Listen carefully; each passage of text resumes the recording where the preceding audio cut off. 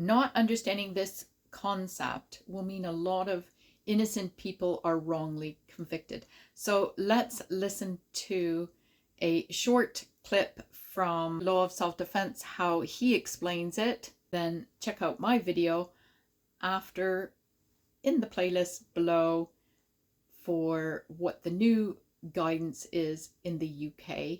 As judges now are being told to replace the phrase beyond a reasonable doubt to being sure that the defendant or the accused is guilty.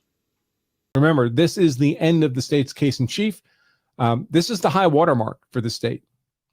And I think we're still very, very, very far away from proof beyond a reasonable doubt that Alex Murdaugh killed his wife and son. The wife and son that every witness in a position to know, every state witness in a position to know says he loved, adored, lovey-dovey his wife and son. And I see nothing that comes close to a motive for Alex to murder them.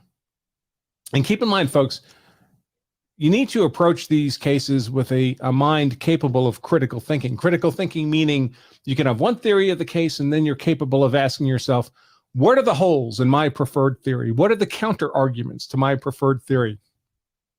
So you develop a fully fleshed out understanding of the arguments around the case.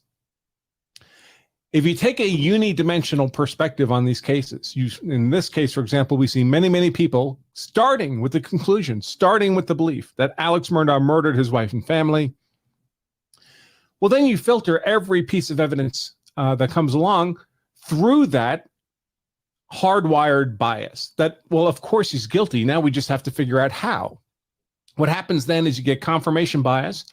Every piece of evidence you see that confirms your hardwired biased initial conclusion is stuff that just further affirms your biased initial conclusion.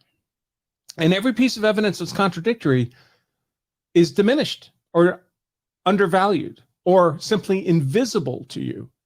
You don't see it at all. And that's stupid think. That's not a good way to do legal analysis or any kind of critical thinking at all, because it's simply not critical thinking. It's unidimensional, one-directional. And that's why trials are an adversarial process.